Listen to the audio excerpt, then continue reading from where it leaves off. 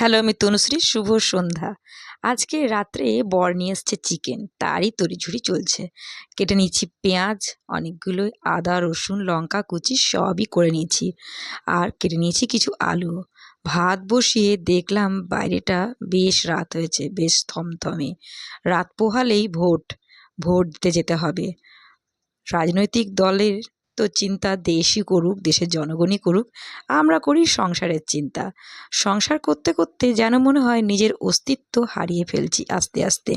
নিজের এই অস্তিত্ব এবং অন্তরের এই যে একটা জ্বালা, তার পিছনে ধাওয়া করতে করতে যেন মনে হচ্ছে একটা কোথায় হারিয়ে যাচ্ছি।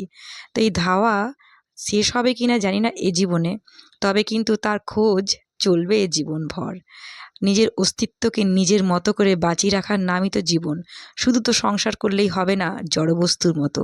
সংসারের থেকে নিজের অস্তিত্বকে আর নিজেকে বাঁচিয়ে রাখার নামই জীবন।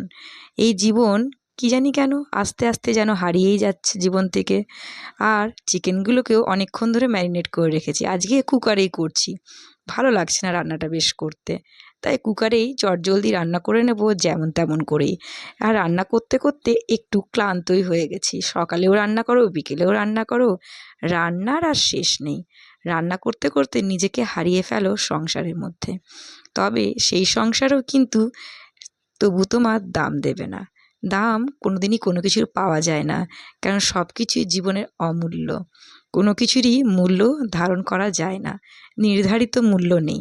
কিন্তু মূল্য কিন্তু সব কিছুরই দিতে হয়। এ জীবনে বাঁচতে গেলে মূল্য দিতেই হবে সব বিষয়ের, তোমার ভালো লাগুক আর না লাগুক, তাতে সবটাই আছে কিন্তু। কি সুন্দর না? সবই আছে তবুও নেই, আবার সবই নেই কিন্তু তবুও আছে। এই যে ভাবনাগুলো আমাদের চিরন্তন সত্য। কিন্তু একটু গোলমেলে না কথাগুলো আমার। তবে এই গোলমেলে কথা বলতে বলতেই আমার রান্না শেষের দিকে। রান্না তো হয়ে গেছে, গরম মশলাও দিয়ে দিলাম, কোনো রকমে যা পারলাম একটু করেই ফেললাম রান্না। আমার মেয়ে বলেছে কষা খাবে, তাই দেখি ওর জন্য একটু কষাই দিয়ে দিই ওকে। এক পিস কষা দিই, আর দেখি বলুক যে রান্নাটা কেমন হলো। আমার তো দেখে ঠিকঠাকই লাগছে বাবু, যেন মনে হচ্ছে রান্নাটা আজকে হয়েইছে কোনো রকমের, কোনো মতে। বাহ, বেশ গন্ধ বেরিয়েছে তো রান্নাটার থেকে গরম মশলা দেওয়াতে।